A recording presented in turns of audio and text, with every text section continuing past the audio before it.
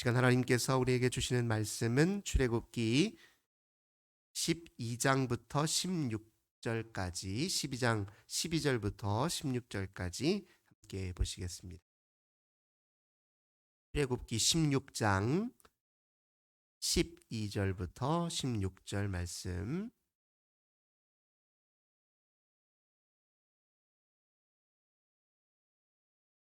출애굽기 16장 12절에서 16절 말씀 우리 한 목소리로 함께 봉독하겠습니다. 내가 이스라엘 자손의 원망함을 들었노라. 그들에게 말하여 이르기를 너희가 해질 때에는 고기를 먹고 아침에는 떡으로 배부르리니 내가 여호와 너희의 하나님인 줄 알리라 하라 하시니라. 저녁에는 메추라기가 와서 진에 덮이고 아침에는 이슬이 진 주위에 있더니 그 이슬이 마른 후에 광야 지면에 작고 둥글며 서리같이 가는 것이 있는지라. 이스라엘 자손이 보고 그것이 무엇인지 알지 못하여 서로 이르되 이것이 무엇이냐 하니 모세가 그들에게 이르되 이는 여호와께서 너희에게 주어 먹게 하신 양식이라. 여호와께서 이같이 명령하시기를 너희 각 사람은 먹을 만큼만 이것을 거둘지니 곧 너희 사람 수요대로 한 사람의 한 오멜씩 거두되 각 사람이 그의 장막에 있는 자들을 위하여 거둘지니라 하셨느니라. 아멘. 오늘도 주님의 전에 먼저 찾아 나오신 우리 모든 성도님들 하나님께서 하늘의 은혜와 평화 가득 부어 주시길 주님의 이름으로 기원합니다. 오늘 본문의 말씀을 통해서 여호와로 채우다 이런 제목으로 함께 은혜 나누겠습니다. 출애굽한 이스라엘 백성들에게 주어진 가장 우선적인 과제는 무엇이었을까요? 얼른 재빠르게 가나안 성에 입성하는 것이었을까요? 그런데 하나님은 그 가나안 땅에 입성하기까지 무려 40년의 세월을 흐르게 하셨습니다. 그 40년의 세월이 왜 필요했던 것일까요? 외적으로는 그들이 분명히 출애굽하였지만 내적으로는 심령의 차원에서 보자면 아직 그들은 완전히 출애굽한 것은 아니었습니다. 노예의 신분은 벗었지만 여전히 그는 노예의 상태에 머물러 있었습니다. 가나안 땅에 입성해서 하나님의 백성 공동체를 완성하려면 그들은 내적으로 영적으로 훈련이 필요했습니다. 그래서 광야 40년의 세월은 일종의 신앙 학교에서 훈련을 받는 세월과도 같다. 우리가 그렇게 신앙적으로 고백할 수 있습니다. 여러 가지 삶의 차원을 훈련했습니다. 가나안 땅에 살면서 이방인들과 섞여 살 것이고 이방인들의 문화와 종교에 그대로 노출될 것인데 그 속에서도 여호와 하나님 신앙의 정체성을 잘 지키고 유지하고 하나님의 거룩한 뜻과 말씀을 따라 살아야 했잖아요. 그 모든 과정들을 훈련하는 기간이 이제 광야 신앙 학교에서 보냈던 세월입니다. 그래서 하나님께서 광야 생활을 하는 동안에요. 율법을 주셨잖아요. 그 율법은 곧 하나님의 백성으로서 하나님 백성답게 살기 위한 삶의 중요한 원리와 지침들이 고스란히 다 담겨져 있습니다. 그 율법을 잘 기억하고 그것을 행하는 것을 몸에 익히고 그리고 그 율법을 기초로 관계를 맺고 여러 가지 주어진 삶의 과제들을 수행해 나가는 것을 하나하나 다 이제 훈련했던 것이죠. 그 중에서도 중요한 훈련 하나가 바로 먹는 훈련이었습니다. 먹고 사는 문제와 관련해서도 신앙의 훈련이 꼭 필요했습니다. 그래서 오늘 본문 우리가 함께 읽었던 이 본문은 먹고 사는 문제와 관련해서 하나님이 어떤 말씀, 어떤 원칙을 주셨는지를 이 말씀을 통해 우리는 확인할 수 있습니다. 먹는 훈련도 필요한데 우선 첫 번째 그 먹거리를 어떻게 구할 것인가 이 문제가 또 중요했죠. 근데 우리가 잘 아는 대로 광야라는 것은 우리가 농사 지을 수 없는 땅이었죠. 먹거리를 구할 수 없었습니다. 아무리 노력한다고 해서 거기서 먹거리를 구할 수 있는 지역이 아니었어요. 그래서 그들은 이제 처음에는 원망했습니다. 우리를 이렇게 이 사막에서 굶어 죽게 하려고 출애굽 시켰느냐? 백성들이 막 모세에게 원망했지 않습니까? 그래서 오늘 우리가 읽었던 본문에도 하나님께서 내가 이스라엘 자손의 원망함을 들었다 이렇게 표현하고 있습니다.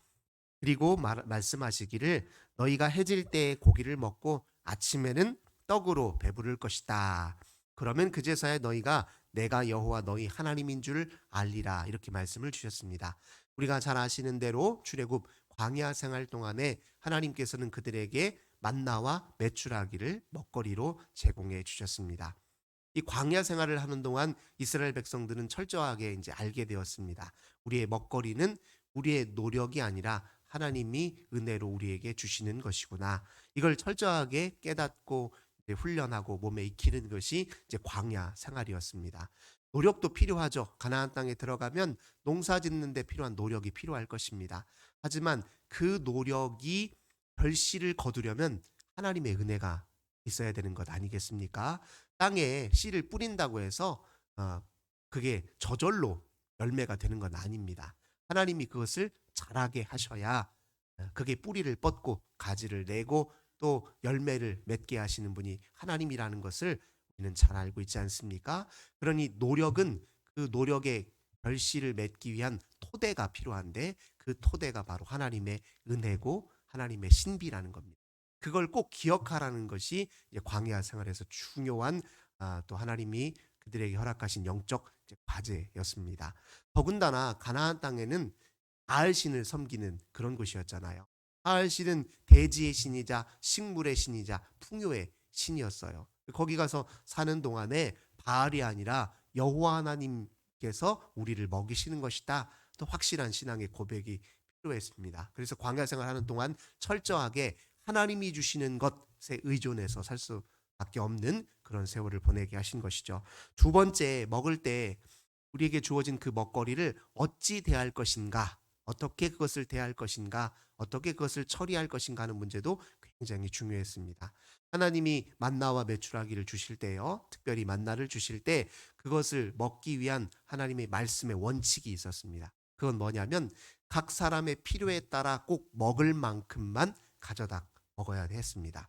한 오멜, 지금으로 말하자면 한 3리터쯤 되는 분량이에요. 한 사람이 배부르게 먹을 수 있을 양입니다. 하나님은 먹거리를 허락하실 때에 광야생활 동안 배부르게 먹는 것은 허용하셨습니다. 하지만 쌓아두는 것은 허용하지 않으셨어요.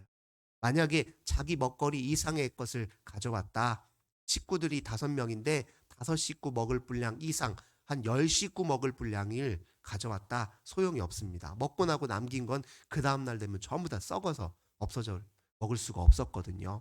하나님은 배부르게 먹는 건 허용하셨지만 쌓아두는 건 왜 허용하지 않으셨을까요? 만약에 쌓아두는 걸 허용했다면 인간의 욕심이 그렇잖아요.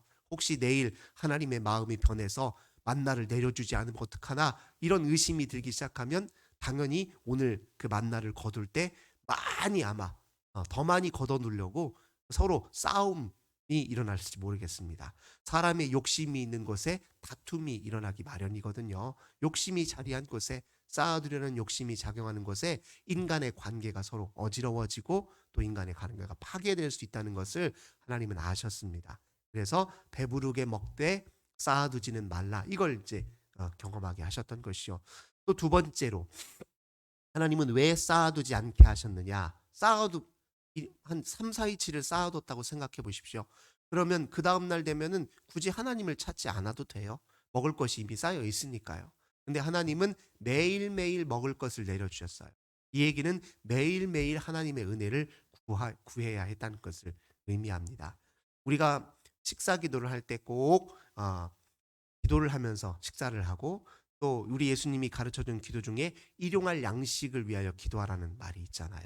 우리에게 주어진 모든 하루하루 그때그때 양식 모두가 다 하나님이 우리에게 베푸신 은혜다라는 사실을 아주 뼛속 깊은 곳까지 기억하게 하시려고 쌓아두지 않고 그날 먹을 것을 하나님에게서 구해서 먹으라. 이렇게 지금 훈련시키신 것이죠.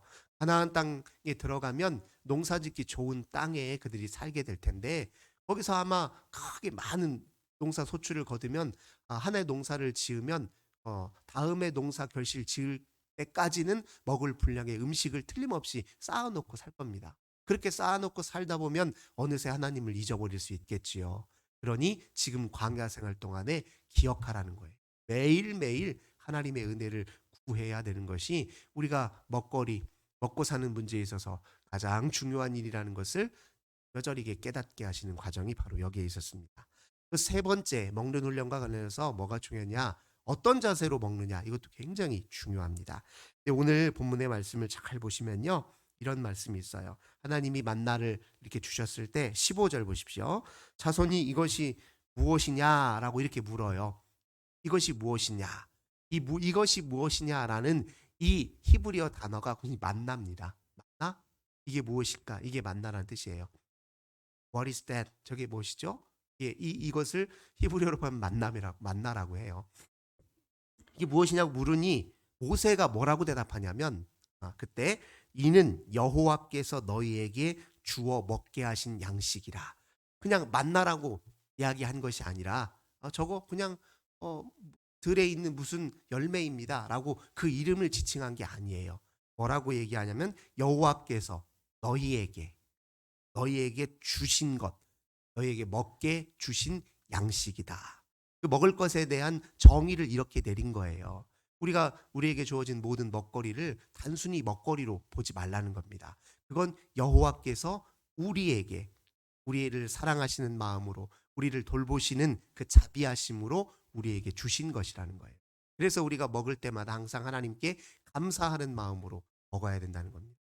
그 먹는 걸 통해서 여호와 하나님을 가슴에 품고 우리가 그 먹는 걸 통해서 하나님의 사랑을 또 동시에 먹는 겁니다. 우리가 아침에 부모님이 밥을 차려서 이렇게 우리에게 주실 때 그냥 밥만 먹는 게 아니잖아요. 엄마 아빠의 사랑과 정성을 먹는 것이거든요. 가족 간에 설날에 함께 모여서 식사를 합니다. 우리가 단순히 그냥 밥 한 끼 먹으려고 가족끼리 모이나요? 아니잖아요. 서로의 사랑을 확인하고 우리 서로 얼마나 늘 서로 염려하며 늘 기억하며 우리가 얼마나 뜨겁게 서로 사랑하고 있는지를 확인하고 교제하려고 한자리에 모이는 거잖아요. 그저 밥이 문제가 아니라는 겁니다. 그러니 밥을 먹을 때조차도 그 밥이 문제가 아니라 그 밥으로 우리를 배불리시는 하나님을 우리 가슴에 채우기 위해서 그걸 먹는다는 겁니다. 그래서 먹을 때는 감사하는 마음으로 먹고 기도하는 마음으로 먹고 마치 더 나아가서 예배하는 마음으로 먹어야 되는 것이죠. 우리가 교회 전통에 이렇게 보면요. 나중에 동로마와 서로마가 이렇게 분리되잖아요. 그래서 동쪽 로마의 가톨릭 신자들은 그 동방정교회라고 얘기합니다. 이 동방정교회 쪽 성도들은요. 삶을 성례전 쪽으로 삽니다. 뭐냐면 하루에 주어진 모든 삶이 다 하나님을 가슴에 품고 내 삶의 양식으로 삼는 그런 삶으로 여겼어요.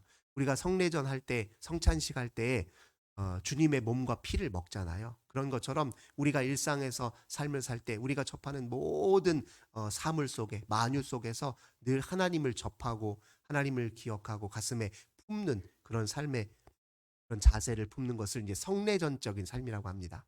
동방의 정교회 성도들은 그런 마음으로 삶을 산다고 이야기합니다. 우리도 마찬가지입니다. 우리가 먹거리를 위해서 먹고 사는 문제로 열심히 일을 하잖아요. 근데 그 경제조차도 사실은 하나님의 정의와 공의와 바른 통치가 없으면 온전히 경제가 이루어질 수 없는 것이거든요. 인간의 노력만으로 이루어지는 것은 아닙니다. 어느 한 사람의 노력으로 경제가 금세 좋아지던가요? 아무리 노력하더라도요. 한 나라와 나라 사이에 전쟁이 있어 보십시오. 지금 우리가 겪고 있는 문제도 그렇지 않습니까?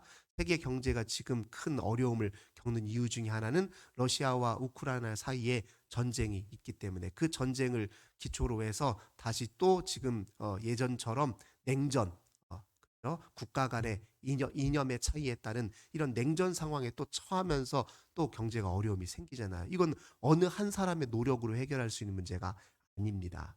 개인의 노력으로 될 수 있는 문제가 아니에요. 한 국가의 지도자의 노력으로 될 수 있는 것이 아닙니다. 역사를 주관하시고 통치하시는 하나님의 공의와 정의가 이 땅에 구현되지 않으면 어려움을 겪는 것이죠.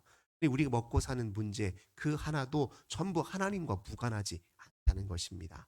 그러니 우리의 삶의 모든 영역에서 하나님을 인정하고 주 하나님을 의지하고 주 하나님과 함께 살려고 할 때 그제서야 바로 우리가 먹고 사는 문제도 온전해질 수 있다. 이런 고백이 바로 오늘 출애굽 말씀을 통해서 우리에게 주신 중요한 영적 교훈입니다. 오늘 이 시대를 살아가는 우리도 오늘 출애굽의 이 정신으로 살아야겠지요. 하나님이 우리에게 먹을 것을 주신다. 하나님이 우리를 배불리신다. 하나님이 우리를 돌보신다. 그러므로 우리가 우리에게 주어진 모든 것을 감사하며 우리 하나님을 가슴에 품는 계기로 삼아야 되고 단지 욕심을 부리기 위해서가 아니라 이 세상 더불어 함께 하나님이 기뻐하시는 삶을 살기 위해서 먹고 서로 취하고 때로 서로 나누고 이런 삶을 살아야 된다. 이렇게 마음속에 기억하고 결단하시는 우리 모든 성도님들 되시길 주님의 이름으로 기원합니다. 참 좋으신 주님 감사드립니다. 오늘 출애굽 광야 생활 동안 먹는 신앙 훈련을 했던 그 이스라엘 백성들의 삶을 오늘 우리의 삶에 그대로 아버지 받아들입니다. 하나님께서는 배부르게 먹는 일은 허용하셨지만 쌓아두는 것은 허용하지 않으셨습니다.